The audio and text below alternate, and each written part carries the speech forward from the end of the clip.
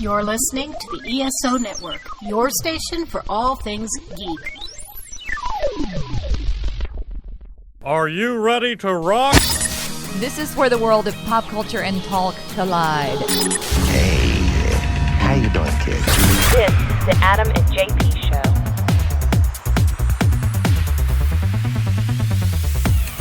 Well, hello. Hello there. Welcome to the Adam and JP Show. The last Adam and JP Show? Is it? No. We have one more. We do have one more. Yeah, this okay. Friday. We do. And then Valentine's Day. Uh-huh. It all begins again. Yeah. It's true. We got some fun stuff coming up on Valentine's. It's a lot of big changes. Valentine's Day. Mm-hmm. A lot of new and exciting ventures for us. Yeah. Doing the exact same show that we're doing right now. We've already gotten all kinds of feedback. And we haven't even done anything, really. Isn't that weird? What happened? I hate you. I hate you too. No, I don't. I love your mama. I have come to a realization this week. That people fear change? People fear change. Mm-hmm. So you should be very, very afraid of our current president. And also that Dwight Yoakam's character in Sling Blade may be one of my favorite characters ever in a movie. He's fantastic. That Dwight Yoakam acting job is amazing. Every scene he's in. Yeah. Every scene he's in is amazing in Sling Blade. Yeah. He's great. I hate you. I hate you too. I mean, I don't know if he channels like some creepy childhood uncle that he had growing up, but if you've never seen the film Sling Blade from 25 years ago, oh, it's great. Watch it just for Dwight Yoakam in it. Billy Bob Thornton's only good performance, can I say that? I mean, the contortions he puts his face and his body through to have that character is fantastic. Only good performance? I think so. I don't think that's fair. You don't think so? No. I can't think of I haven't seen Bad Santa, so I don't know. Yeah, I have. Only good performance. What about So you're having a dig here. Armageddon? That's there you go. Have you seen the outtakes from Armageddon? No. Where he channels Carl from Sling Blade? Does he really? No. Yeah, there's an outtake where he's like in the, they shot it in that room. Yeah. And the NASA room, and of course he's the head of NASA or whatever, so he's like, I reckon we're gonna take Bruce Willis, shoot him up on this asteroid, and see if they can knock it out of the sky or something. That's great. Yeah, that's awesome. That's pretty awesome. Maybe that's Billy Bob Thornton's best performance, an outtake from Armageddon. That's possible. Yeah. Hey, we're gonna go to space today. We're doing it. Have we talked about Star Trek that much on the show? Not, Here and there we'll bring it up. Not much at all. When there's a new installment of a movie coming out or maybe a reference to an old episode, but never like this in detail. So I thought what would be fun is, we don't do a Star Trek podcast, so to take a whole season or to say, hey, we're going to focus on Voyager or whatever is a bit out of our grasp because that would take months, years, and I just don't want to be tied down to to one thing. Trek cast isn't my style. Maybe Wrestle Chat, but no Trek cast. But no Wrestle Chat. We'll just talk about episodes where wrestlers guest star on Star Trek shows. That's possible, yeah. The Rock was on one. Yeah. The Great Khali was on. No, there was no Star Trek show. Keep talking. I'm going to look these up. Now I'm curious. I know that there's been more than one wrestler guest star on an episode of Star Trek through Deep Space Nine, Voyager, and Enterprise. Why Warrior never was, I don't know why he wasn't. So I thought what would be fun is we're going to do Star Trek Revisited, where we're going to do season premieres. So we're going to take season premieres from the various Star Trek shows, starting with the original series up through Enterprise, and take 2 episodes, and we're going to talk about that. We're going to chat. It's Star Trek. Did you know Big Show was on Star Trek? I didn't know that. That's what I was thinking. I didn't know that. I was thinking the Big Show did one. Huh. That's what I was thinking. Wow. Maybe it's just the Big Show and The Rock. It's possible. Yeah. That's all I've seen so far. They were both on Voyager, right? Yeah, I think so. Yeah. Because the Voyager was on UPN and SmackDown was on UPN at the time. Yeah. So we got that coming up today. I want to share a story with you, Adam. This has been a very stressful week for me. Yeah. A lot of things going on. My wife was sick at the beginning of the week. Oh, no. What did she have? She was having some allergy stuff. It even made her sick at her stomach, which got me to thinking, before I get into the story. You probably gave it to her. I don't think so. Oh, okay. I think it was the school children she's around. You think so? Okay. Yeah. So she's sick, and she got sick at her stomach. And I want to ask you, what is the longest period of time that you've gone without throwing up? Oh, I had a long time. from the age of 12 until, let me do the math, 26. Right. 14 years. I think my longest is probably between 1992 and I want to say probably 2002. Nice. So I had a good long run there, about 10 years. Yeah. And then between 2002 and 2008, I didn't. And then, but then I hit like 2008 to 2012. Like I got sick again in 2012 where I threw up. That was the last time. Was that all just sickness? Like you had a virus or some kind of sickness itself? I think the 2012 was food poisoning. Yeah, that's what. So I had my 14-year-long streak was snapped by Subway. Mm-hmm. And not to this day. Not sponsors of the Adam and JP show. No. I haven't stepped foot inside of a Subway since, really. And neither is Jared. It's true. But it was bad, man. The chicken got me. Yeah. Oof. Chicken teriyaki? I was driving home. I had the cold sweats. Yeah. It was bad news. When I got sick in 2002, it was the worst. Because it was a combination of, projectile fluids from both ends. Oh, yeah. That's terrible. Ooh. Like, that's the closest to death I've ever been. Yeah. And I honestly thought I was dying, and my body was just seeping out of any available orifice. Ugh. That was horrible. I had a good run from, because it was 2008 when I got sick on Subway, and I snapped that last year. I had vodka poisoning. Well, that doesn't count. Does that not count? I don't think it's still a vomit. It's still a throw up. Yeah, that's true. I guess, okay, we'll count it. Because I'd much rather have food poisoning. Well, no, they were both bad. But that vodka that was a bad night. Remember the selfies I sent you that night? Oh, yes, I do. The blurry selfies? Just so you know, I don't have them anymore. Oh, I do.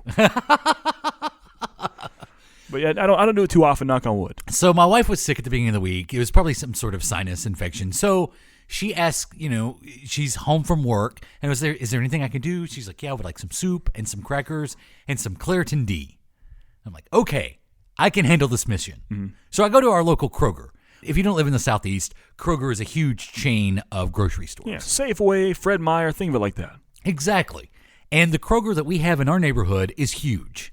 There's furniture, there's toys, clothes, there's undies, clothes, shoes, and groceries, and a flower shop, and a Starbucks, and a deli. Oh yeah, it's a huge Kroger. Yeah. It's the greatest Kroger ever. It's huge.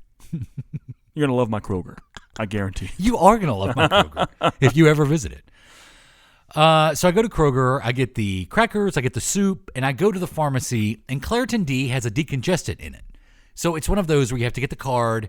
And lots of states do this. Yeah. I think there's only one state, because I did some research after this story happened.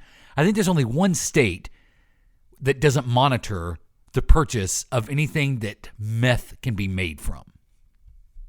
Claritin D happens to be one of those medicines. So I take the little card, and it reminded me of when you go to video rental stores in the early 90s, and you'd get the card, and you'd go, and they'd give you the book, or the book. That I probably gave to you many times at Toys R Us when you worked there. Yes, exactly. To buy the video game. Exactly, or the video games at Toys R Us, the way it used to be. So I take the little Claritin card, and the 70-plus-year-old lady behind the counter is like, oh, we don't have Claritin D, but we've got this generic. Will that work? I said, yeah, that'll be fine. So she brings the generic back over. And she says, I'm going to need your driver's license. Absolutely. I hand her my driver's license. She scans the Claritin. She scans my driver's license. And then something happens. And she's like, oh, I need to start all over. Hey, I've worked in retail. This happens. Mm-hmm. Sometimes it can be very confusing reading up one item. So I understand. I'm very sympathetic to maybe even empathetic to her situation. People are starting to line up behind me. She's having to take a little more time with me than she wants. The pressure is on for her to get through this transaction. And sometimes you get the butterfingers and you type the wrong thing in. Yeah. So she scans the Claritin D, and then she scans my driver's license again. And then she stops. Oh, this is weird. It's telling me I need to put your info in the website. Okay. Whatever you need to do. Absolutely, ma'am. I'm on your side with this. So she starts typing in on some website on a different computer, and then it becomes clearly apparent to me that she's dealing with technology she doesn't understand. Because now she's pulling folders out from underneath the desk, trying to look up numbers. Wow. She kind of stops. She has a bit of a panic look on her face. She's looking around for someone that can help her. Wow. She yells back at Kaylee in the back. Kaylee, I need your PIN number to enter this. Kaylee spouts off her PIN number, which I don't think is probably a good idea, but she does it. Kaylee, what's your Facebook? Kaylee, how do you like something? So Kaylee helps her out. She yells a number. She puts the number in. It's no good. This goes on for 20 minutes. About halfway through, she stops. She says, I hope you're not in a hurry. I said, well, my wife's at home sick, but whatever we need to do. By this point, there's probably 7-8 people lined up behind me. Wow. The pressure's really on for her to get this done. And then finally, she just reaches the point that she calls the head pharmacist. The head pharmacist comes over. She goes, why are you doing it there? Just bring it up over here. She's like, oh, well, and she tries to explain. I don't really understand what she was saying. And then the pharmacist says, no, just do this. So she says, give me his driver's license. So she scans the Claritin D, generic, and she scans my driver's license, and the pharmacist stops and says, I can't sell this to you. Wow. I said, okay, why can't you sell this to me? Well, you've reached your limit. What limit have I reached? You've reached the limit on this through the meth check ID. I can't sell this to you. Because it scanned it 3 times right in front of you. Exactly. Yeah. I said, but I don't buy this. I said, I don't even have a prescription for anything. I don't come to the pharmacy. I never buy this. I'm sorry. According to the database, you've reached your limit, and we can't sell this to you. Because they couldn't see like a timestamp on there when that was bought? You would see think. The past 5-10 minutes? And so now the little lady's like, and this is the one thing I did that I feel horrible about. I was like, because I've been there 20 minutes. I'm like, Can I just get my driver's license back, please? Well, here's a little printout. If you take this, and I just kind of take it. I'm like, I don't need that. And I walk out with my crackers and my soup. And I get to the exit.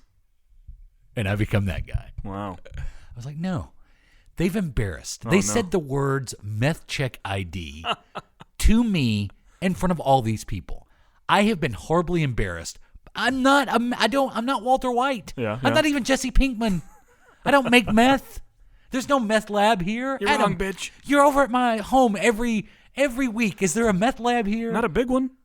Just a tiny one. Yeah, it's like an easy meth bake oven. Yeah, it's like a creepy crawler meth thing. Yeah, I'm just experimenting. Yeah. So I go back, and I go up to the pharmacist, and I said, I need your regional manager's name and number because there has been a horrible mistake. And so then she pays me back for me kind of, not really throwing the slip back, but just kind of sliding it on the desk and saying, I don't need this. Yeah. She writes it down, and then she turns her back to me and just slides it to me. I'm like, oh, so it's tit for tat now. I didn't say that. I take it, and I leave. But here's a problem. My wife still needs the medication that she asked me to get for her. And I know there's a problem with Kroger. I'm not a meth dealer, so I go to CVS. Oh, no. It's all the same database, right? In the same parking lot. Yeah. But at this point, I didn't really think it was a database problem. And so I go to CVS, same thing, pull the card, go, lady scans, I need your driver's license. She scans my driver's license. I'm sorry, I can't sell this to you. And I was like, okay, this just happened to me at Kroger. I don't buy stuff like this, so can you help me figure out why this is happening? And she says, well, and obviously this lady doesn't think I'm a meth dealer or meth maker or meth head or whatever. She says, hey, call this number and they can help you. I can't sell it to you right now. If your wife can come in, she can buy it, I assume, but just call this number and they'll help you. And it's like the CVS pharmacy customer line. So I come home, I call the number, and on the way home, now I'm thinking, well, what if, because it hasn't clicked to me exactly what's happened. So I'm thinking, well, what if somebody has my name and my driver's license number, and they're just out there buying meth all over the place? They're buying Sudafed and Claritin D and anything else they need. So now I'm kind of concerned that I'm a victim of identity theft. With meth attached. Exactly. It's a double whammy. I'm on the meth check ID database as a no-sell. I get home, I call the number, I explain the situation to the lady, and she's like, well, let me pull it up. And she says, was it about $12.28 that you tried to buy at Kroger? I said, yeah. She goes, well, it went through on the database. So, 20 minutes later, when they tried to scan another one at Kroger, it was denied. And then about 10 minutes after that, when they tried to do one at CVS, it was denied. She said, "Sir, stop trying to buy this because it keeps coming up on the database that you're attempting to buy it, and eventually you will raise a red flag." I said, "Okay, so this was just a mistake that Kroger made." She said, "Yeah, but if you call Kroger, they should be able to straighten it out." I said, "Just to ease my mind that somebody's not out there buying meth all over the place, can you tell me the last time I made purchases like this, like in 2016? She said, "Yeah, you have 2 in 2016. In April of 2016, you bought Sudafed. In October of 2016, you bought Claritin D," which makes sense because I could see that makes sense to me. Yeah. I was like, okay. Probably I was out and my wife asked me to get whatever. Or maybe I bought Sudafed for myself. I don't know. So there's nobody, I'm no victim of identity theft. But yes, currently I am on the meth check ID database as a no-sell. So when does that clear up? Like, how often can you buy that? I think like in a month, Yeah. I can go back and buy some. Do you need? I can buy you some right now. No. I don't need it. Do you want me to stock you up for later? That's the whole thing. It was never for me. But that was so embarrassing. I bet, yeah. Because it was all, because it was the middle of the day. Yeah. So it's all elderly people at the Kroger pharmacy, getting their pain pills and whatever. And so there's that young boy in front of us on his meth with his unpleated pants. Look at him. Yeah, exactly. That's exactly what it was. Like they were all just kind of smiling at me when I left. Like, yeah, Trump's got another one. Yep. Heard about him on Wheel of Fortune last night. So there's my Trump's got another one. There's my adventures. Wow. My adventures with the meth. You should have called me. Was I back? I was still in Hawaii then, wasn't I? But really in that situation, you should have. This was Monday or I thought you Tuesday. said December 28th. Why did I think December 28th? No, this was this past week. You should have called me. Well, I should have. I would have gotten your meth for you. I know. I should have thought about that. Really? I would have. Because my wife never got her Claritin D. Wow, really? I would have, yeah. Because she couldn't leave. I mean, she wasn't feeling good, so she We'll wouldn't meet in the leave. parking lot and you slip me a 10 and I'll awkwardly, Slip you a Benjamin. Yeah. I need you to get in there and get my Sudi for me. Sudi. Have you ever had an experience like that? No, where no. You felt like a complete criminal in front of total strangers? Not that I'm aware and of. you've done absolutely nothing? Not that I'm aware of. Yeah. It was embarrassing. I'm sure it was. Yeah. Jeez. And while I'm doing that, you're watching Vice Channel. It's true, yeah. You've become the connoisseur of Vice, right? I love Vice. Vice has the, I think they have a show on HBO right now, the Vice documentaries and Vice Network, but they have a fantastic YouTube channel full of mini documentaries and full documentaries on there. I watched one on racism and the KKK last week. I watched one on a vigilante that is racism really a vice? Well, I think that because that's the whole point of it. Like it's vices, correct? Yeah, kind of. Like different people's vices. I guess, yeah, kind of. It's just it's a broad term. It's just the network what it's called, Vice. But it's there's one called, I think, Hate Thy Neighbor is what it's called. It's a 45-minute documentary on the current condition of the KKK, and it's pretty insane. And they have the reporter. Well, they're coming back, right? I don't think he ever left. But the reporter is a British African-American reporter, and he's the one. It's crazy. So when he goes into the Deep South, yeah, to find toothless hillbillies, right? But he follows one family who've around. Hijacked patriotism. Yeah, exactly. Yeah. He follows one guy around specifically, and it's interesting. You should watch it. Do it today. Hate Thy Neighbor on Vice. Check it out. When was this done? Would you think? Oh, like a few months ago. Like during it was uploaded. I mean, last week I believe. Before the election. I think so. If not around then. I think I saw some Trump signs, so probably around then. But when the trumpets are marching all over the country. Right, yeah. But because they're talking about how much they love Trump, so it was around the time. Yeah. Either right before he got elected or afterwards, but they're talking about how he's doing the right thing. Trump's going to make America great again. Yeah. By great, we mean just white people. Right. But it's crazy. I mean, you've heard the things, and you know of what Nazis stand for and the KKK, but not until you hear it from their mouth themselves. It's crazy. Do they try to rationalize it? Yeah, totally. Yeah. And they even tell him, like, hey, man, I don't hate you. I just don't think we should, mix races. I don't think you should be with us. I have nothing against you, but I just don't want you around. It's weird to hear them talk. So you got about 10 seconds to leave my lawn. And they're right actually now. they're very nice. Like the family that takes him in and shows him the ways of the KKK. The husband, the father figure, is very nice and cordial to him. Like they're like almost buddies, but he's in the KKK and doesn't stand for that. It's odd. It's odd. Do they still wear the hats? Yeah, the hoods and everything. Yeah, I mean they're like it's a mixture of KKK and they call themselves, I think, not just nationalists, but like a different word to it. Some kind of nationalist, and they're doing burning swastikas in people's yards and stuff. Why? You got to see it. I believe it's in Kentucky. I want to say. But I'm just yeah, Check it out. It's good. What would you say in watching that, and then probably knowing some racist yourself? Oh, yeah.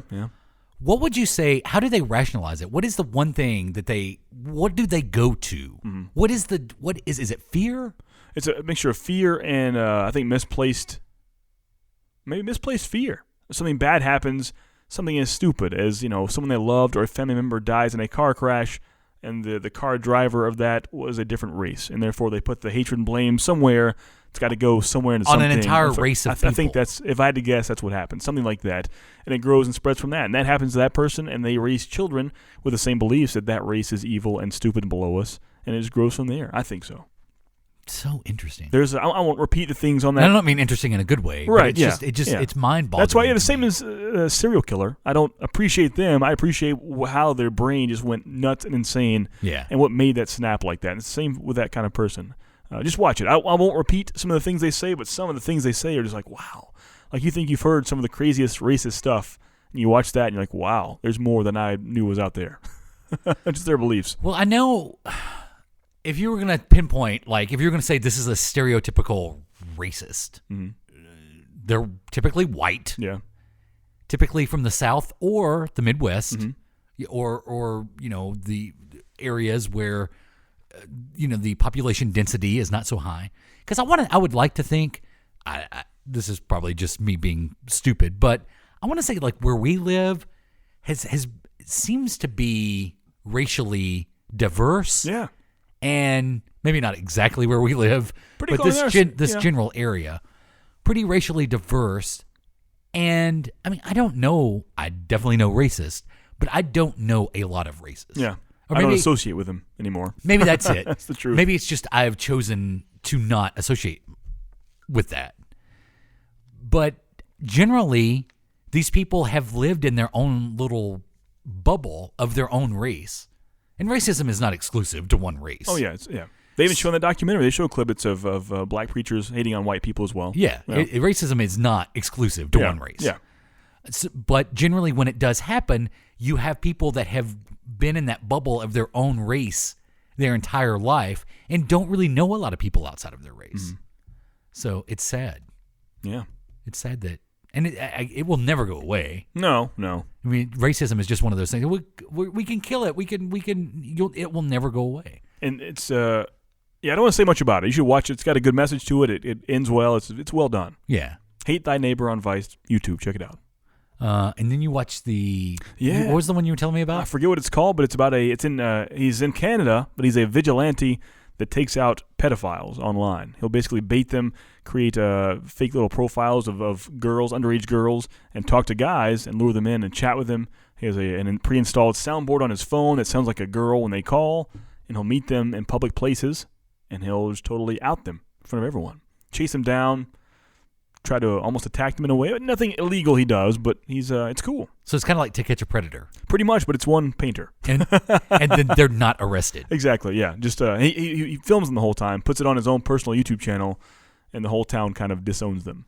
I mean, he's had people, families disown them, and then they lose their jobs. It's as bad or maybe worse than being arrested by the cops when he catches them. How often do the people say, yes, I'm sick? Never. 0%. Every single time they deny it.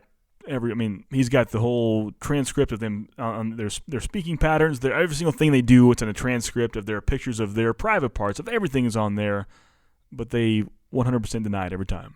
Interesting. Every time. He'll say, I was here to meet, a friend. I was trying to help her with her family problems, but just, it's crazy. Check out the Vice channel, man. Good documentaries. It shows you the lowest part of humanity sometimes, but you have to see that to appreciate your own life, I believe. The problem with Vice, and I have to say, I've seen like promos and stuff for Vice, they sell their channel completely wrong. Really? Yeah. So I've never watched the channel. I like the actual HBO stuff. Yeah, they sell it as like, come see this, and it's kind of less savory entertainment than you want. Oh, right, yeah. But that's what we're here for. That they shouldn't. They should sell it as more of an educational. Yeah, that's what it channel. is. Yeah. Well, I watched a documentary this week. What's that? ESPN 30 for 30 films. Oh, nice. Yeah. This is the XFL. I know where you're going with. Okay. Yeah. What was that about? So interesting. Was it awesome? Yeah, it was done by Dick Ebersol's son, Charlie Ebersol, who Dick Ebersol and Vince McMahon created the XFL. Right. And it's just a fascinating story that of all these parts of how And I agree, because there was so much media hate for the XFL. The media never gave it a chance because the media was in the bag for the NFL, especially ESPN and Sports Center. I mean, just the things they would say before the XFL even debuted. It was kind of a laughing stock. Yeah, you could just tell, they know where their bread's buttered with the NFL, so they're going to bash the XFL. Needless to say, when it finally premiered, they didn't help their situation at all with how kind of horrible it was. But it's a neat story. Vince and Dick Ebersol wanted to do this, and they kind of got ahead of themselves a little bit in announcing it and planning it without actually having teams in place and seeing if the caliber of the teams that they had were actually any good. They had 2 scrimmages before their debut game. That was it? In Las Vegas that night. Yeah. In February of 2002, 2001. Right after the Super Bowl? Like right after? Yeah. Yeah. Right after the Super Bowl. And I think that's when the Super Bowl was still in January. Was it? It was still the last week of January, right? It changes. It's still some time to this. Yeah. Yeah. And then they debuted in February. And it was a terrible game. But they also, they acknowledge some of the stuff that was different that the XFL was doing, and that was, kind of integrated into the NFL. Do you think that would like ever... the Skycam? Oh, yeah. And the handheld cams on the field, actually on the field. You think that would ever come back, the XFL? Do they talk about that at all? It's interesting you say that. Yeah. Part of this documentary is Dick Ebersol and Vince McMahon having dinner to discuss the XFL. And Dick Ebersol says, Vince, do you ever think we were ahead of our time? And do you ever want to try it again? And Vince thinks for a second, and he goes, I do want to try it again. Wow. And Vince says, but not like we did it. He goes, I think what I learned was do it with the NFL. Get the NFL involved, or at least get the Owners Association involved. Take it seriously and not try to sell it as a, smash mouth counter to the NFL, but it's in conjunction with the NFL. And you could have this kind of farm team league for the NFL that plays during the warm weather months. Yeah. So because there should be that kind of farm league idea to it. It's kind of in for football especially, where in baseball you can be a professional minor league player and do that, for a little bit, make your way up and become. They've had some huge stars do that. Yeah. But in football, if you're 20, 21, 22 years old and you don't get drafted, your career's over. Yep. Maybe CFL, maybe European League, but for the most part, is the Arena League still around? I don't think so. I'm not sure. I know we don't have one in Nashville anymore, but I mean, for the most part, your professional football career is over. So a farm league would do good in that. Yeah, I think it would. Also, what didn't help was when because the ratings, it was the biggest rating for a Saturday sports event ever when the XFL debuted. But the game was terrible, and it was a little too much WWE. Oh, really? Like they make a point that Vince said that he just wanted to be in the background, but then on the debut game, the first thing you saw was Vince McMahon, like, "Welcome to the XFL." Like it became too WWE. And what year was that? I'm trying to think what it was. Year 2001. Oh wow. Yeah. That's right in the middle of the whole WCW acquisition and all that stuff. Wow. Right. And like as the ratings started to decrease, it became more WWE influence. Like, we're gonna go in the cheerleaders' locker room, and they were doing skits. Brian Pillman comes in with a gun. Yeah, it would have fit right in. Like, I stopped watching it. Like, I remember watching that first game, and maybe even watching one of the other games that weekend. But then I fell off pretty fast, and it was only 12 weeks. I think it was only a 12-week run, and then they had the $1 million game. $1 million game, really? Yeah, that was the thing. Like, they were all the teams were trying to get into the $1 million game, where the winning team would win $1 million. The team as a whole, like split between 50 guys. I think that's what it was. Team as a whole, they'd be paid to play, but then they would get an extra $1 million to divide up. Wow! Because that was interesting. I think that was an interesting concept that they got played by I think they got paid $4,000 a game. Wow! But they had a chance to make an additional $3,500 a game if they won.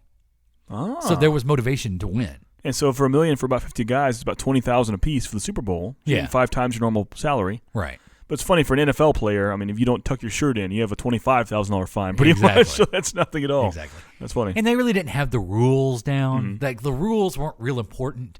And then some of the stuff they tried just didn't work. Like the scramble. Yeah. Instead of a coin flip, right. There was a scramble. Yeah. And so many guys got hurt just in the scramble. Like the first week in the Orlando game, whoever scrambled was out the rest of the season because he dislocated his shoulder during the scramble for the ball. I wonder how long. Like the fair catch was that? That was a real thing. The no right? fair catch? Yeah, that was a thing for them, right? But they I sold heard them it. talk about that, but that actually happened. Well, yeah, because they would run promos like no fair catch Right, in the so XFL. I remember seeing that all the time. And you'd see a guy catch, and then a wrecking ball would hit him. Exactly. But usually what would happen was these guys aren't as fast as, some of the NFL players are today. Mm-hmm. And so most of the time, the guy would just catch the ball and run. It doesn't matter. Yeah, and then get tackled, 12, 13 yards down the field. So That's funny. no fair catches. I want to go watch some old XFL games now. I think there's stuff on YouTube. I'm sure. Yeah. I will check it. So Star Trek. Yes. We're going to go back to the original series. Mm-hmm. We're going to go back to Star Trek Season 2, Episode 1, called Amok Time, which is a Spock-heavy episode. It is. Deservedly so. We'll revisit Star Trek with that. Next. Hey everyone, this amazing ESO Network show is brought to you by our fine sponsor, Amazon.com. Please remember to shop Amazon for all your geeky needs, no matter what time of the year it is. All you need to do is go to esopodcast.com/ESO Amazon, or click on the Amazon banner on the ESO Network webpage to go to our e-store. It's the best way to shop and the best way to support this program, and it doesn't cost you anything extra. Okay, that's enough of me babbling for now. Now on with your regular scheduled show.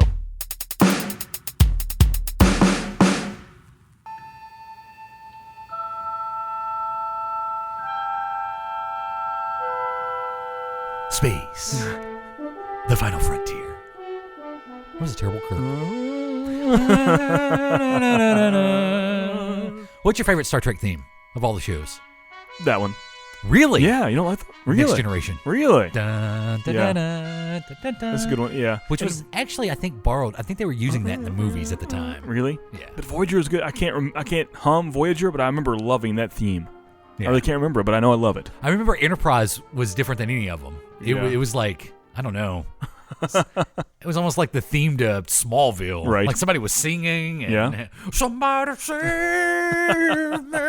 Oh yeah, it was. Yeah, I remember that now. Yeah. It was like a song. It's funny we're doing this kind of out of nowhere, but this is the week that the Star Trek Discovery began production. Yes. So Well, that's what made me think of this. That's exciting. Is that we have a brand new Star Trek show. But it began production a few days ago. Mhm. So we'll get some stuff at Comic-Con this year. Right. And then this fall, I think the plan is still that when Star Trek Discovery comes on, CBS is going to air the first episode, and then to see the rest of the series, you have to go get their That's crazy to me. pay plan. That's a gamble. Yep. They're XFLing this. That kind of. I think I would do a season, really get people hooked. Yeah. And then, if it doesn't work, I think you'll start seeing it pop up on. You think so? But generally, everyone seems excited about Star Trek Discovery. I totally am, but will I pay $10 a month just for that? No. It depends on how good the first episode So is. stuff like a Hulu, where CBS is totally affiliated with them, and every CBS show is on there, that Star Trek Discovery won't be on Hulu? Nope, it's going to be on their CBS Extra or whatever they're calling I it. can't do more monthly fees, people. Well, That's not the way this works.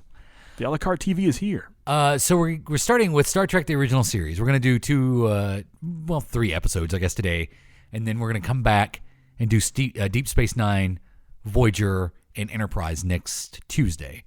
But this is season premieres. We're going to look at some of the season premieres, which allows us to pick really good episodes to talk about. That's true, yeah. And we're starting with Star Trek: The Original Series, Season 2, Episode 1, called Amok Time. Right.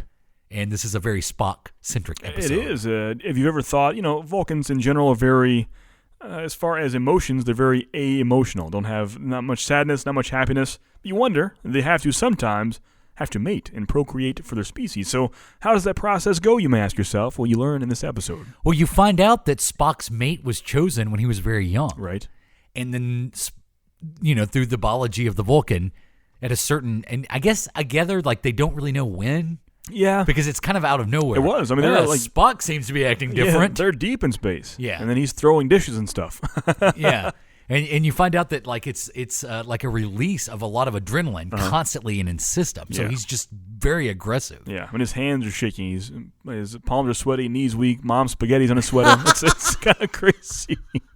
He's 6 miling right there on the Enterprise. 8 mile, right? Or 8 miling. 6 mile. Or 8. Yeah, whichever. Well, it's the original series. It's yeah, 6. It's 6. Yeah. So there's one scene at the very beginning. I mean, the episode starts with basically McCoy saying, Spock seems to be acting funny. Yeah. It's him and Kirk Right. in a hallway on the original Enterprise, which I love going back and watching. It's so good. The You old almost forget their episodes. wardrobe, like almost those like almost go-go boots they're wearing with the hiked up pants. Yeah.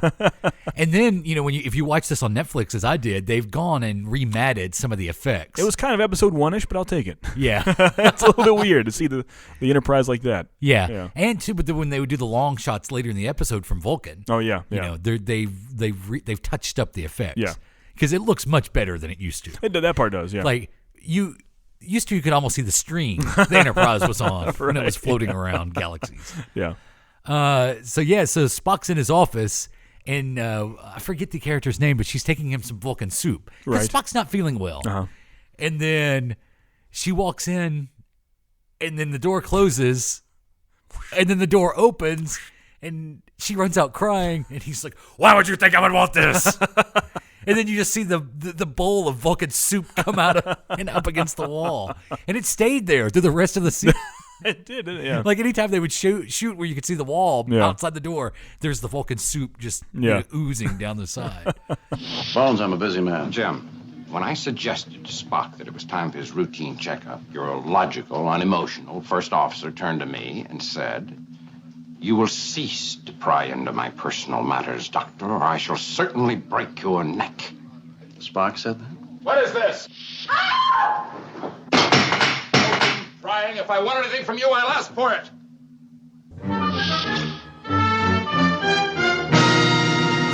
So Kirk wants to know what's up with Spock, but he won't tell him. Right.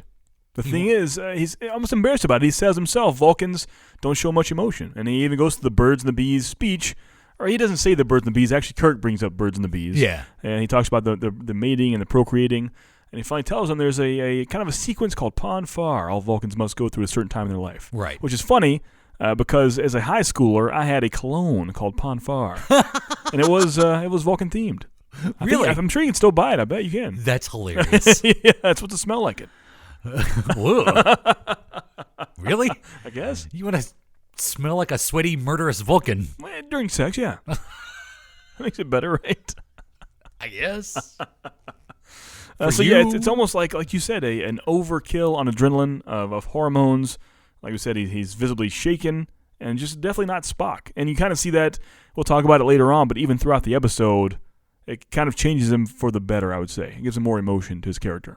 Yeah, and he's got to get to Vulcan. Right, yeah, he has to. But he won't tell. I mean, he won't tell Kirk that if he doesn't get to Vulcan, he'll die because so much adrenaline is going through his system that if it could kill him. And we don't know this until McCoy runs some blood tests. Yeah, his Vulcan blood is full of adrenaline. So much adrenaline, he can crush a computer monitor with his bare hand. A cardboard computer monitor. So he's basically begging Kirk to go to Vulcan. And Kirk won't go back to Vulcan because they're on the way to some sort of Federation ceremony. Right. That's very important for the Enterprise. As the Enterprise is the premier ship in Starfleet, they need the Enterprise there. And so, Kirk's like, well, we'll go to Vulcan after we do this. And Spock's trying to tell him that's not a good idea. Yeah. So Spock keeps acting out, yelling at people, throwing things. Right. At one point, I thought he was, because when he and Kirk are having the conversation, he's holding his space pen yeah. that he uses. Yeah. And I thought it was a knife because he's kind of holding it. I was like, oh. I know, yeah. It looked odd, right? Yeah. He was kind of secret holding it behind his back. He's holding it behind his back. And I'm like, is he going to, are we implying that he's about to kill Kirk if he doesn't go to Vulcan? Which kind of happens. So then, once McCoy runs the blood test, he tells Kirk, you got to get Spock back to Vulcan or he will die. So this begins the only time that we have Chekhov and Sulu in the episode. They're on the bridge, like going back and forth if they're going to the ceremony or going to Vulcan. Yeah. And it flip-flops. Hey, we're going to Vulcan. No, we're going to the ceremony. No, we're going to Vulcan. No, we're going to... Because Kirk says we'll go to Vulcan. Yeah. And then one of the generals in Starfleet is like, no, you can't. You've got to come. I'm ordering you to come to this thing. So then they switch it, and then Spock goes behind Kirk's back and has them head to Vulcan again. Right. And They're so confused. I'm Yeah. going to get space sick, he says. Yeah. This is all. It's the whole time Chekhov and Sulu are just doing an Abbott and Costello routine on the bridge. And it's the only time you see them in the whole episode. Yeah. This is a very Spock-centric Oh, yeah. Vulcan episode. And these are always really good. Like anytime Spock's, background and you get to visit Vulcan, these are always really good episodes. Yeah. And so they finally do end up on Vulcan, and the ceremony's hilarious. It was good. Yeah. The first person you see coming out is almost a queen figure being held by her servants, and I think Kirk says, "You know who that is, right?" And I forget the actual wording, but she's one of the first people to deny a seat on the Senate. I may be using Star Wars terms here. Or the council. Council. Yeah. That's the effect of it. Yeah. And I didn't know the Vulcans were that uppity. Didn't know Spock's family was that royal. So instantly Kirk thinks, well, I'm defying orders. But if I can get this Vulcan on the council, I'll be a hero again. Yeah. So you kind of see that, we forgot to mention that when Spock beams down to Vulcan, he invites Kirk and McCoy to come with his him. friends. His friends, yeah. So Kirk and McCoy are with him. And so the wheels start turning in Kirk's mind. Even though Vulcan, the laws kind of forbid an outsider to be part of the ceremony because they are so close to Spock. Right. They're allowed to be there. And you see that kind of trepidation at first. She's like, what are they doing here? These otherworlders, she calls them, I believe, or some kind of word like that. Yeah. He says, they're my friends. I invited them here. They're my friends. Yeah. And then this begins, like, it's kind of heartbreaking for Spock. It is. Like, this part of the episode. Because he's going through all this, and he has to do this to survive. Right. And when the time comes. And he thinks it's going to be just as easy as seeing the mate that was chosen for him years ago, and then they'll live happily ever after. But it's not so easy. Not so much. She's chosen someone else. He was denied. Yeah. And the problem is, there are multiple people out there, but they keep focusing on this big, brute, handsome-ish male Vulcan that's out there as well. And you find out that in all the years that Spock's been gone, they have started a Vulcan courtship. Yeah. And that's who she chooses to be with, not Spock. Right. And the only way to settle this is a fight to the death. Yeah. But she doesn't choose her boyfriend to be her champion. She gets to choose anybody to be her champion. Yep. So when it comes time to choose the champion that will fight Spock to the death, she chooses Kirk. It happens. It happens just like that. He's like, whoa, wait a minute. And at this point is my favorite part of this episode because Kirk's kind of standing there, watching all this with McCoy with his arms crossed. And when she goes, I choose him, the one called Kirk, he just kind of gives a little grin like, I could see that. I mean, it's so Kirk. Yeah. He's like, who wouldn't choose me as a champion? I'm freaking James T. Kirk. It's pretty great. Who else do you know with the middle name Tiberius? So then they have the terrible problem. How does he go about this? Does he have to fight Spock to the death? He has to. Yeah, he That's the way has it works. to fight Spock. One of to them the will death. die. And if Kirk wins, and of course, you saw a little earlier that Kirk and McCoy were afraid that Spock would lose to the muscled up guy to begin with. Because Spock himself was already weak at that point. Right. Yeah. And while this is all being decided, Spock's over behind a rock on Vulcan. Yeah. I don't know. Losing his Vulcan suit from before. I guess. Trying to get in the zone. Yeah. Yeah.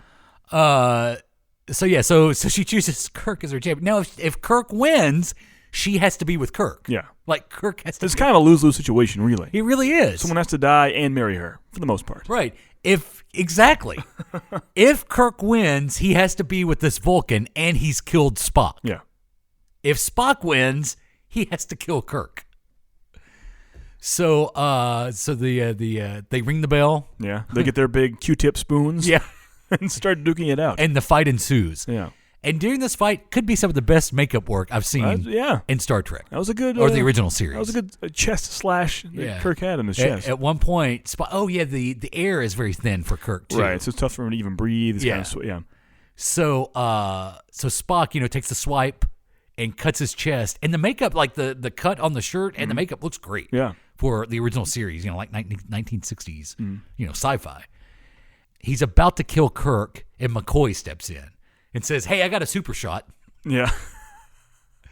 And if I give Kirk this super shot, he can breathe better, and he'll have a fighting chance. Right. And you Vulcans are honorable. You should at least give him a fighting chance. Like, fine. Yeah. And they're like, okay. This is what the good effects kind of in, because when he gives him the shot, it's terrible. He just presses it against his chest. Like, there you go. It's like community theater. But they do the close-up on it. They shouldn't do a close-up at that point. There was no shot. Keep the far-away shot. Yeah. I would believe that, but they show the close-up of nothing happening. Right.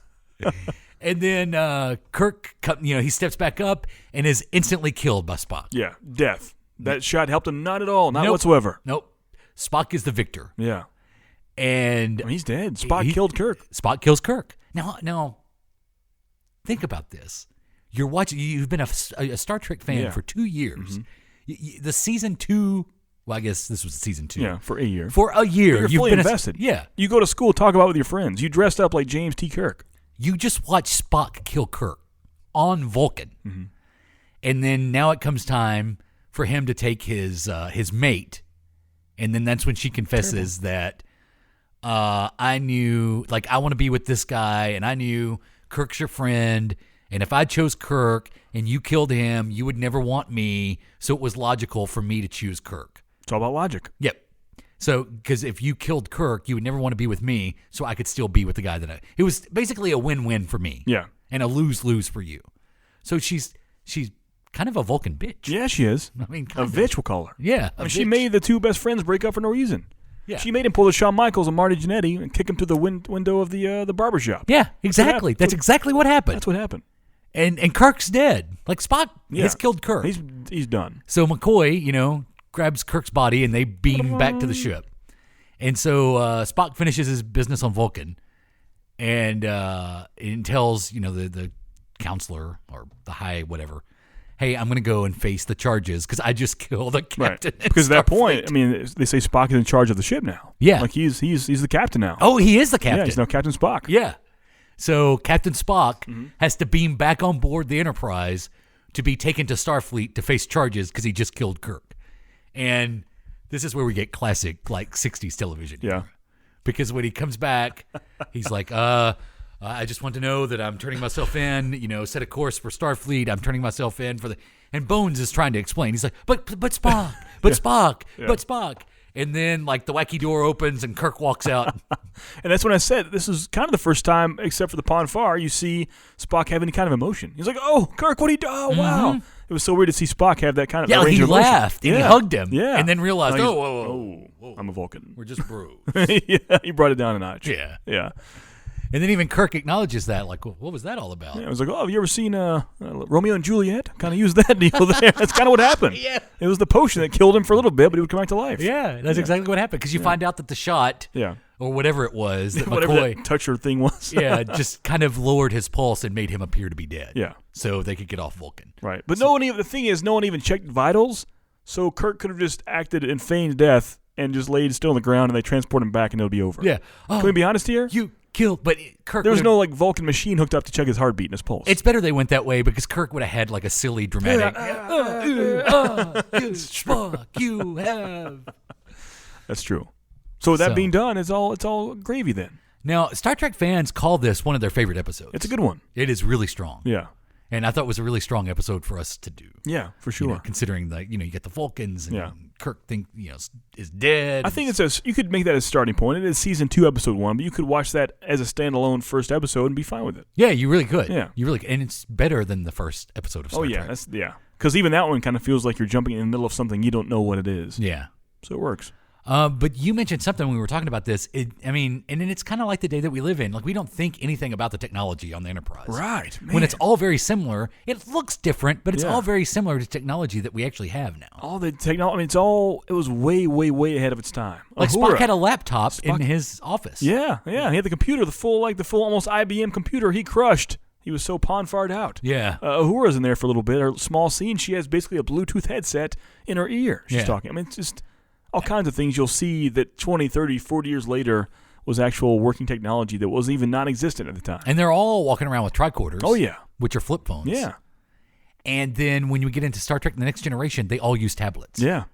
We don't think about that now. Because we use tablets. That wasn't even a thing yet then. But they all use, Windows tablets on Star Trek The Next Generation. Yeah. And any other thoughts on Amok Time? Just all around good. Like you said, any Vulcan heavy episode is going to be good. Mm-hmm. Yeah. Except for the movie. And it really works like that in the movies. I like to search for Spock. Exactly, yeah. Not so good. Yeah. Yeah. But once again, most people would say Wrath of Khan is their favorite Star Trek movie. And that's pretty, except for Khan, it's pretty Spock heavy. He does die at the end, It's up there, but I love the Undiscovered Country, too. Yeah. That's one of my favorites. Yeah. With the whole Klingons, and they think they've murdered the Klingons and all that. The Star Trek universe is kind of like comics. People die. They never really, truly always die. No. Right? Yeah. Except technically in Generations, when Kirk died in Generations, that is acknowledged as the death of Really? Kirk. I didn't know. See, I've never seen Generations. I need to. Oh, well, spoiler alert. Well, it's all good. I'll never see it. Kirk dies. What happens? Can you tell me?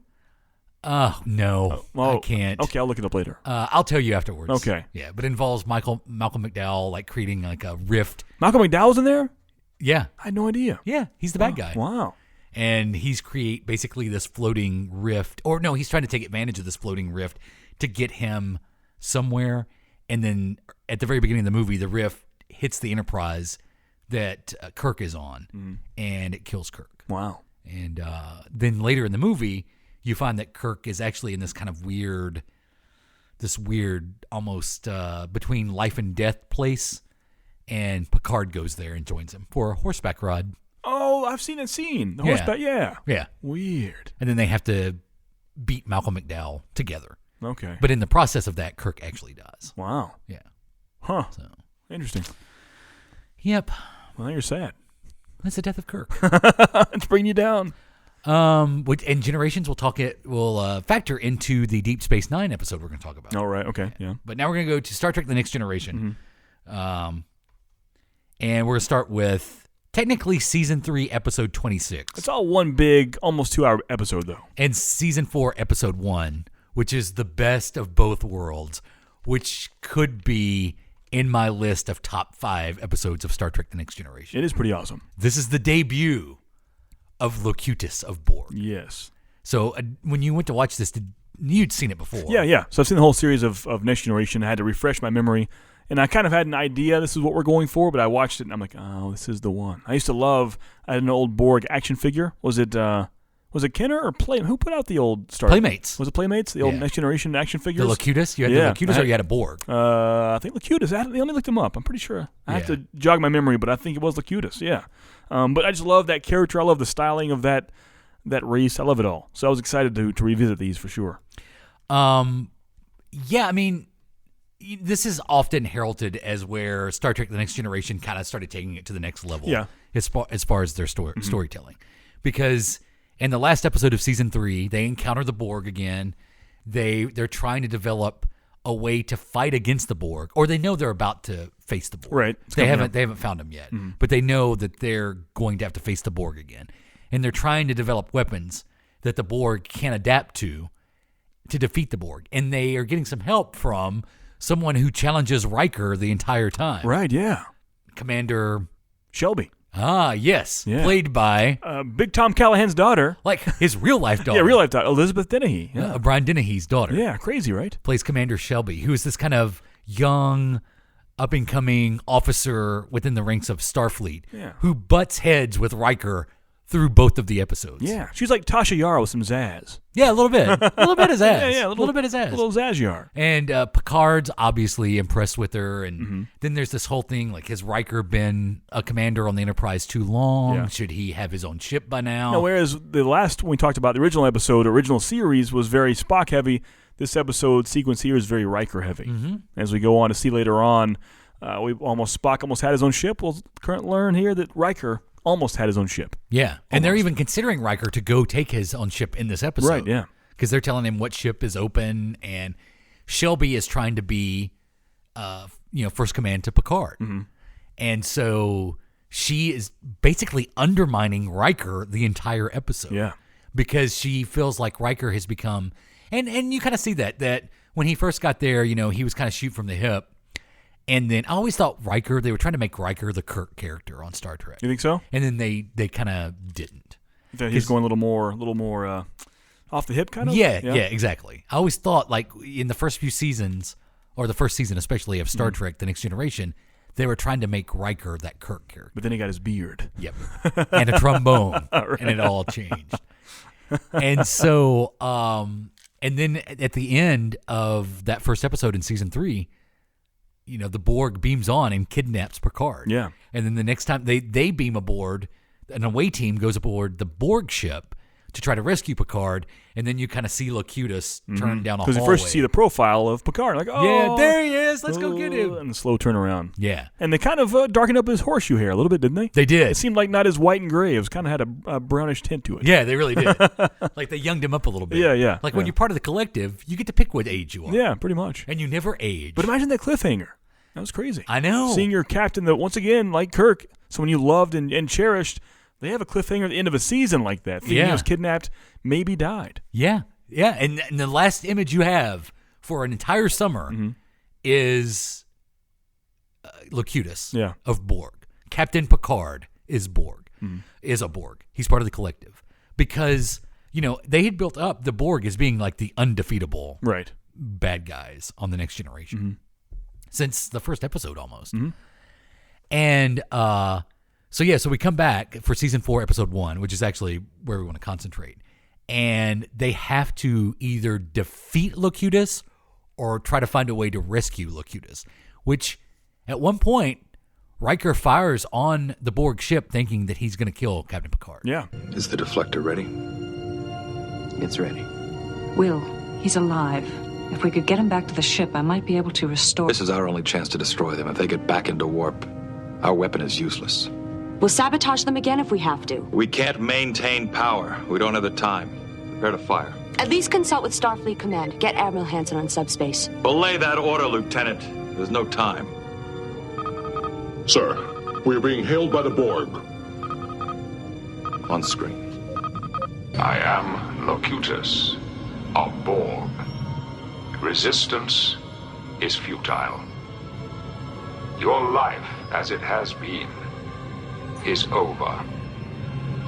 From this time forward, you will service us. Mr. Worf. Fire. Once again, it's weird talking about these episodes that keep going back to the original series back to back. They have a lot of mirrored things to them. Yeah. Much like the battle of, it's a double-edged sword, it's a lose-lose when Kirk versus Spock, one must die. Going into the situation here, it almost seems as if the same thing. Well, in the first season of Star Trek The Next Generation, they went back to old Star Trek scripts, some original scripts that were never used. Yeah. They reworked for The Next Generation. So Roddenberry was still pretty involved in Next Generation. Yeah. And I want to say season 3 or 4 might have been when Gene Roddenberry started backing out. Oh, really? And some say, now this is just an opinion on the internet. Galactic hearsay. Yes, exactly. It's intergalactic hearsay that once Roddenberry backed out of Next Generation, I mean, his health got to a point he couldn't write or anything, is really when the show started getting really good. Oh, wow. Yeah. It was kind of the Lucas effect. He created this beautiful thing, but had to have it taken away to let it blossom. Because in the first season, there was an episode of the original series called The Naked Time, I think was the name of the episode. Was that Q-heavy? Sounds Q-heavy. Well, no, it wasn't Q. It was basically the original crew. Well, you might remember this. The original crew came in contact with a virus that basically loosened their inhibitions. And made them act as if they were drunk. Yeah. And then in the first season of Star Trek The Next Generation, there was an episode called The Naked Now, where the Next Generation crew encounter that same virus. And then they even they talk about how the crew of the Enterprise under Captain James T. Kirk came in contact with I thought you meant the first time around it was Next Generation. I got you. That's no, why I thought Q. No, the first time it was the original. I got you. And then in Next Generation they did The Naked Now, which was basically the same episode.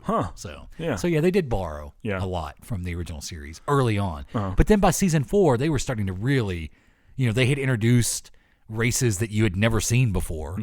And I think by season 4 is when Next Generation really started to come into its own as a science fiction TV show that didn't rely just on the Star Trek name. Right.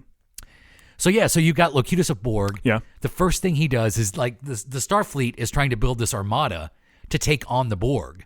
And when the Borg ship shows up, what a cool name, by the way, the Borg. Yeah. Well, if you don't, surely if you're listening to this, But when you become, when they assimilate you, everything your knowledge, your technical skills, everything becomes part of the collective. So basically, when they get Jean-Luc Picard, now they have everything that Jean-Luc Picard knows. And that's not good. As part of the collective. So they face this armada of Starfleet ships, and Locutus just lays waste to them. Yeah. Like, it really isn't emphasized in this episode as much as it should how much death and destruction Locutus caused. Now, in hindsight, in later episodes, they play on that Locutus actually, and even in the movies, like when they would do the First Contact? First Contact, yeah. They really play on what Locutus did when he was part of the Borg. And it also plays into Deep Space Nine because it turns out that Sisko, the commander of Deep Space Nine, and then later the captain of Deep Space Nine, Sisko's wife was on board one of those ships that Locutus destroyed. Right. And so he absolutely straight up hates Picard because he blames Picard for the death of his wife. Sisko does on Deep Space Nine. So it all kind of ties in. It's kind of a Rogue One moment to go back and forth and see what happened when you didn't think much of it. You saw an explosion, whatever. Yeah. And you go back and see the actual personal things of that. But especially this episode, this season 4, episode 1, has some of the stuff that I love. Like stuff that I love about Next Generation happens. Like you get some really cool data stuff. Oh, yeah. Those are good effects. I mean, later on in the episode, kind of skipping ahead a bit, when they're kind of breaking through to the Borg, and you hear actual Picard coming through when he says the line, sleep. Yes. Sleep.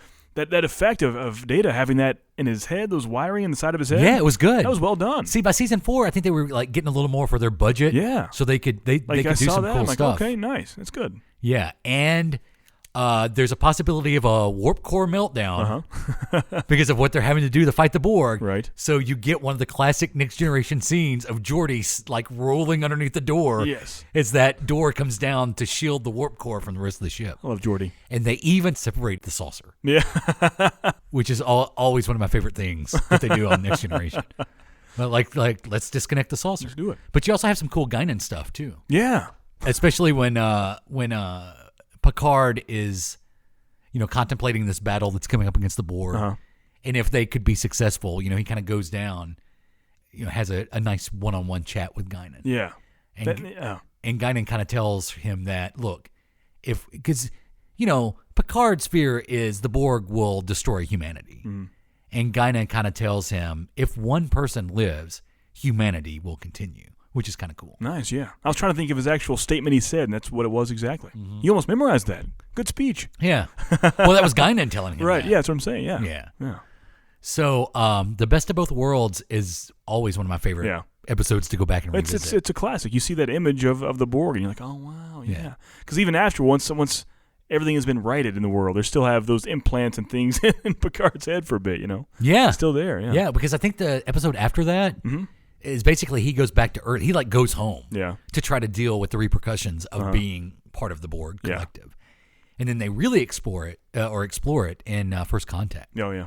It makes you wonder, like, these iconic episodes, it's weird because the focus isn't mostly on the captain, it's on the second in charge. It's always the commander, like a Spock or a Riker. I mean, both of these we've talked about have been focused on those two. It's kind of odd that the captain isn't the forefront of these big episodes. It's weird. That's true. Yeah. Well, he kind of is. Yeah, it's the villain role. Yeah, he's the villain. Yeah. Like, I know that's how that happened. What if we did an episode where Picard is a bad guy? Yeah. Like the baddest bad guy. What do?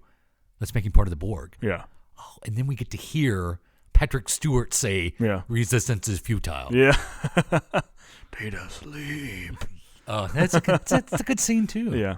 Yeah, you kind of see him half naked, which is kind of weird too. Yeah, shirtless. Yeah, I didn't want to. Jean-Luc, not so good. Yeah, and then he's got like bicycle pants on or something. It's not pleasant. No, not a good look. Yeah. Any other thoughts on best of both worlds? Not much. We haven't said. It's a good. The series in general is great. Oh, and absolutely. Many great episodes, and that one does stand out to me for sure. Yeah, and then we've got more season premieres. On the Friday show. Yeah.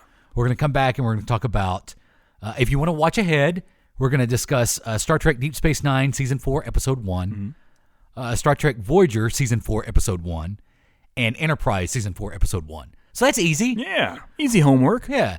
Deep Space Nine, Voyager, and Enterprise, all Season 4's Episode 1. Bam. Netflix, probably YouTube. I know for sure Hulu has those. Check them out. Watch them. Play with us. It's like Star Trek Book Club up in here. It really is. We've got Klingons coming up and more Borgs coming up. Maybe a Cardassian or something, maybe? Cardassian, yeah. Okay, yeah. And Nazis. Yeah. All right. Yeah. Like Nazis.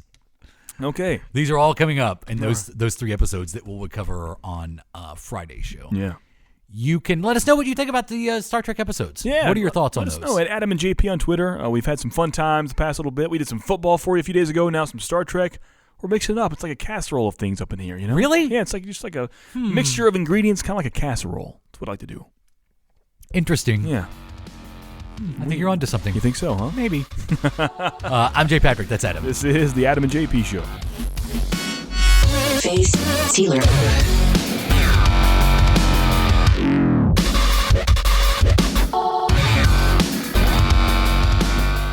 This has been a production of the Adam and JP family of on-demand talk radio. AdamandJP.com.